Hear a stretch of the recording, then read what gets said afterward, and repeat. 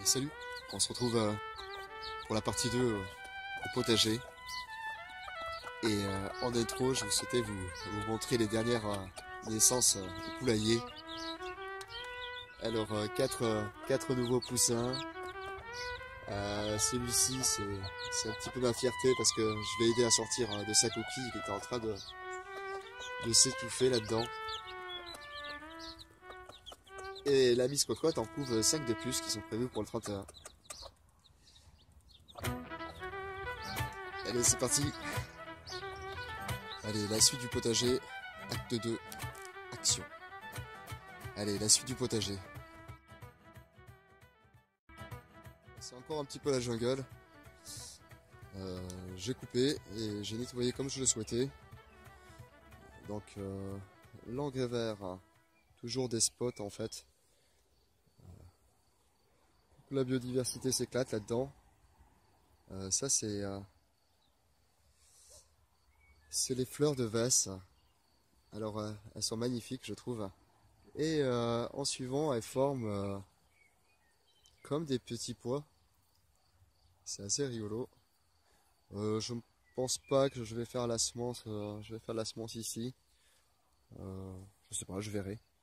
Là, je laisse sous mon arche. C'est une arche en bambou que j'ai créée il y a 1 an et demi de ça à peu près. Et là, on peut voir qu'elle commence à fatiguer. Alors, sur cette parcelle qu'on ne voit pas, on voit pas très bien, je crois. J'ai pas trop planté. Si, courgettes. Là, j'avais fait un sillon de carottes. Alors là, on est sur une parcelle assez sauvage qui, dans le temps, va devenir une parcelle de vivaces où j'espère que j'aurai pas plus grand chose à m'occuper. Les carottes de l'autre côté ont bien pris, alors que de ce côté, on les cherche. J'ai planté des tomates. Celle-là, c'est la tomate Roma, une tomate qui sans entretien, normalement, si je me trompe pas. Là, c'est un élec Nussebingué.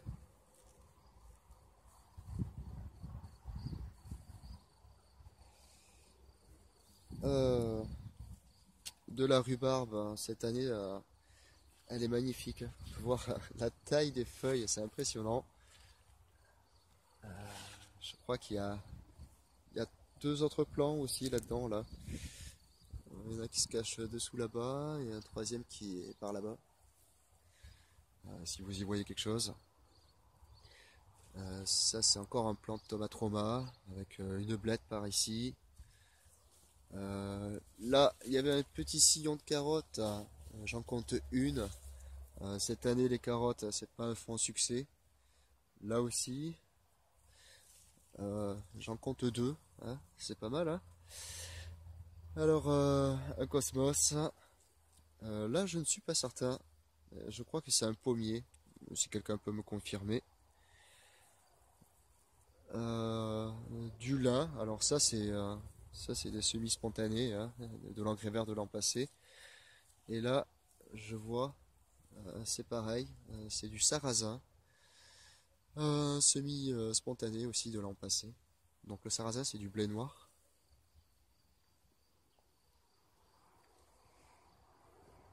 Cette année, je fais mes semences de blettes. Faut savoir, je fais l'intégralité de mes semences en fait. Cette année, j'ai travaillé quasiment qu'avec mes semences. Je sais pas si je vais réussir parce que les oiseaux ils s'éclatent. Et puis ils s'éclatent aussi dans le blé. Alors faut les voir, à chaque fois je les surprends. Euh, Là encore une tomate Roma avec une hippomée.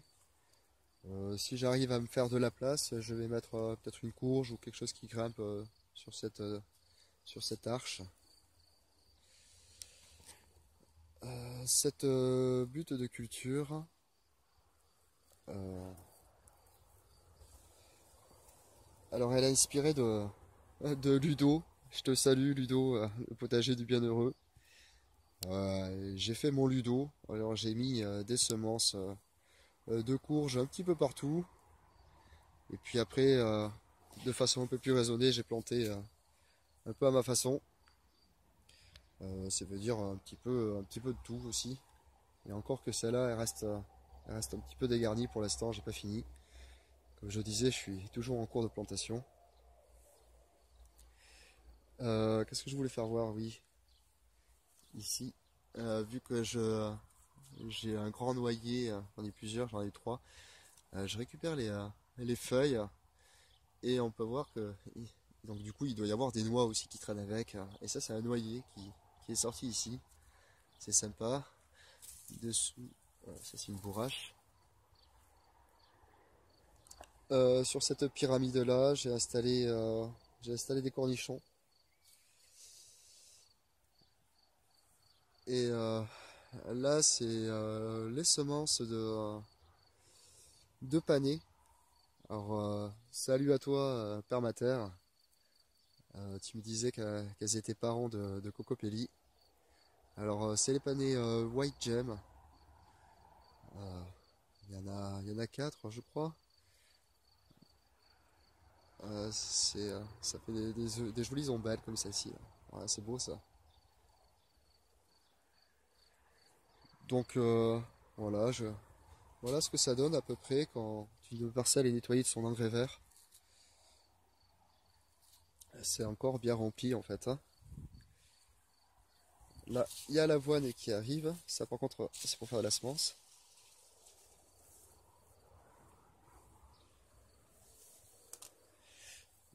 Puis après, ça se cache toujours. Hein. Il y en a, en fait, il y a de tout un petit peu partout. Et je redécouvre à chaque fois ce que j'ai planté. Là, il y a une consoude. Là, tiens, je pensais à toi, Patrick, de la chaîne, de la nouvelle chaîne Mon Bio Potager. Les fourmilières. Alors chez moi aussi, j'en ai partout. Et ça, c'est une butte à fourmis. Ouais, elle me cause pas trop de dégâts. Non, en fait, des dégâts que je ne remarque pas.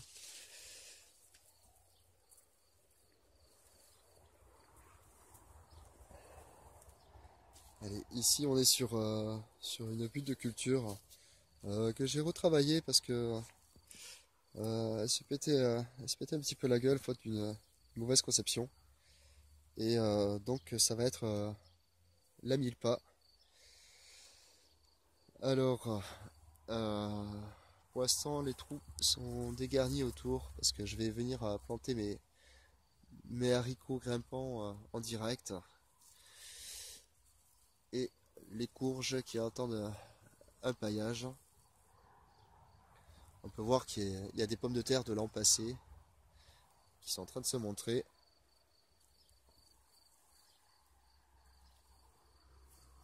Donc pas mal de courges et aussi de la courgette. Petit clin d'œil à Seb.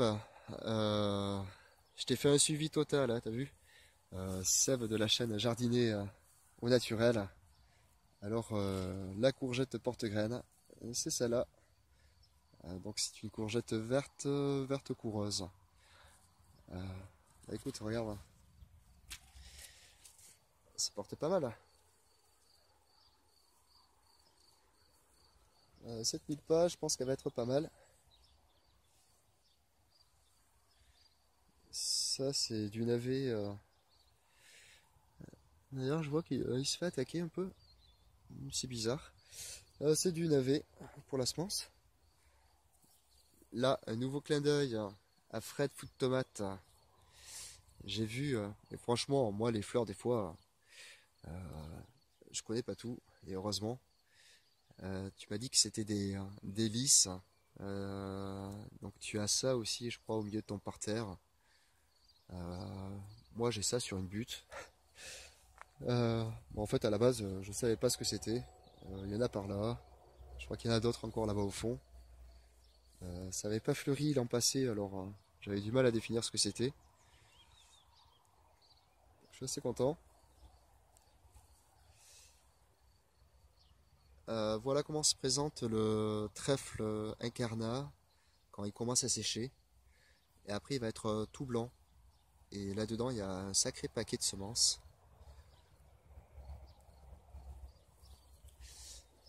Donc cette mille-pas quand même est assez dense. On va voir ce que ça donne. Donc courges, courgettes, maïs et haricots. Et j'ai prévu aussi, mais je vais attendre un petit peu et regarder les plants qui sont bien développés pour y mettre des cornichons au pied des maïs. Là encore, de la patate de l'an passé.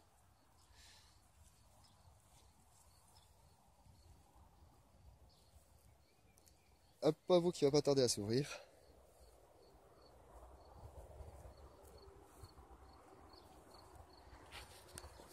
Ce côté-ci de la butte, je m'en suis pas trop occupé. Du persil pour faire de la semence. Je m'en suis pas trop occupé parce qu'il y a quand même quelques trucs qui traînent déjà. Encore des blettes. Alors on peut voir, je laisse. Il y en a encore un autre pied là-bas. Et puis deux autres là-bas. Ce qui m'en fait au total 5 ou 6. Je laisse quelques plants en fait, plusieurs plants. C'est pour avoir une diversité génétique au niveau de la semence. Alors, ici j'avais prévu de faire courir. C'est quoi? Un cornichon sur un tournesol. C'est un cornichon ou c'est un concombre ça? Non, c'est un concombre. Sur un tournesol, celui-ci il a tellement ramassé que je suis bien content de l'avoir posé à côté de la structure.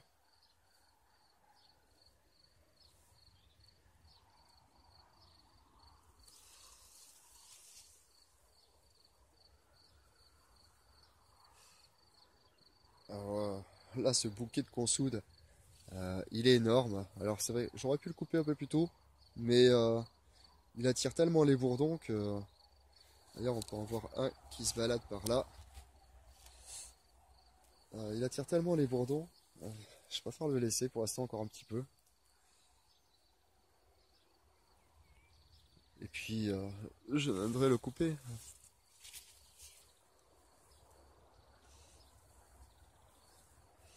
Ce côté-là, c'est planté. On peut retrouver de la tomate,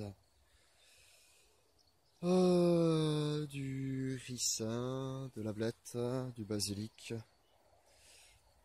de la courgette, quelques pieds de tomates qui tirent la gueule encore, comme celui-là. Alors ça, c'est les pluies saccadées qu'on a eues, mais je trouve qu'il se comporte assez bizarrement. On verra, on verra ce que ça donne.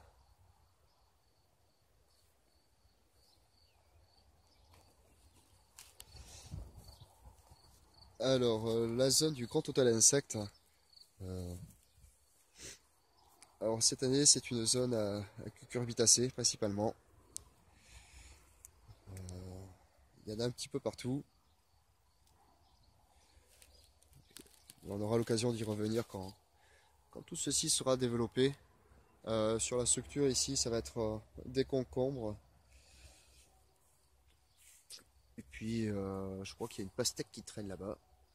Je réessaye la pastèque cette année. L'an passé, c'était un échec. Et la première année, par contre, on avait ramassé une et franchement, c'était à se taper le cul par terre. Il n'y a pas photo, quand ça sort du jardin, c'est tellement meilleur. Là, ça, c'est une grosse courgette. Alors, je l'ai vu planter toute seule ici. Bon, on peut voir qu'en fait, il y a toujours de la végétation spontanée qui arrive. Alors, ça, c'est le chou de Benton.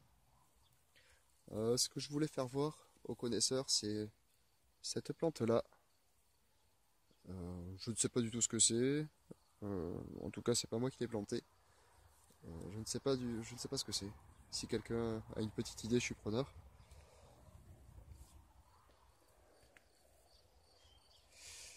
Les poireaux qui ont été sélectionnés pour de la semence. Alors peut-être que je viendrai. Bon, remarque, je le laisse comme ça. Celui-ci est assez rigolo d'ailleurs, il part coudé. Les œillets de poète. Ça c'est pareil, hein, ça a l'air de ressembler à un petit arbre. C'est pas moi qui l'ai planté.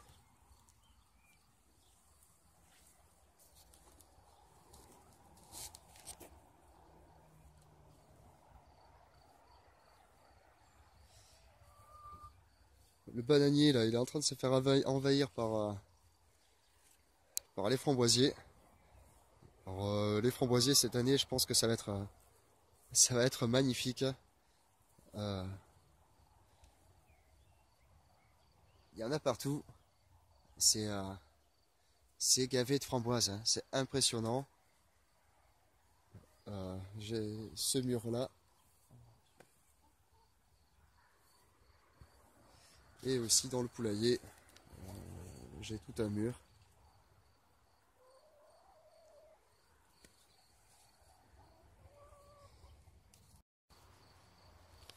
Alors sur le reste de la parcelle, j'ai installé les tomates. Euh, Comme pour les autres, certaines sont vraiment vilaines. Alors, mince, je vais pour devant. Je pense que ça a été semé trop tôt, je ne pense pas, parce que ça c'est le semis du 15 mars. Euh, Ils sont restés trop longtemps en godet, où le terreau dont je me suis servi n'était pas assez riche, ou pour les nourrir assez longtemps. Sans compter que aussi ils ont pris une semaine de flotte sur la tronche. Bon, j'ai quelques plants en réserve, hein. On viendra les changer au besoin. Ça c'est du coquelicot qui s'est tapé l'incruste en plein milieu. Je trouve ça joli. Là-dedans, en plus des tomates, il y a une courgette là-bas. Tiens d'ailleurs, je vois qu'il y en a une qui commence à sortir.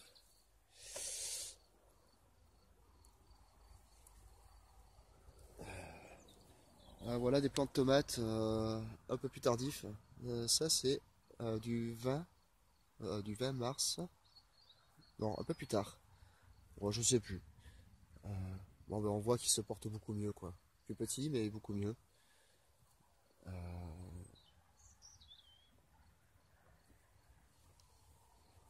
Ce que je voulais faire voir aussi, c'est que avec l'engrais vert, on peut se créer des zones. Donc, j'ai laissé toute une ligne de seigle et de facélie. Là, ça me crée un mur. Et le seigle, cette année, il est impressionnant. Il va taper à 2 mètres de haut, facile. Il est magnifique. C'est pareil, là-dedans, il y a une abondance de semences. Euh, je me régale à faire de la semence. C'est comme l'avoine, hein. Sur une tige d'avoine, on compte, je ne sais pas combien. Je ne sais pas combien de graines. Donc faire sa semence, c'est important. Et c'est pareil sur les épis de blé. Mais le blé, je le fais pas par contre parce que bah déjà c'est le blé des cocottes, hein, c'est du blé qui est bio, alors il se sème assez facilement. Et puis de deux, c'est parce que les oiseaux ils s'en régalent aussi. Ils se jettent là-dedans comme des fous. Enfin, du coup, ce mur en fait qui me protège, il protège les plantes de tomates du vent du nord. Donc maintenant, ils sont bien installés. Bon, voilà, je pense pour ce petit tour sur la partie 2 au potager. Et on se retrouve en partie 3 avec le mandala, si on le voit, et la dernière zone de culture. A bientôt, salut!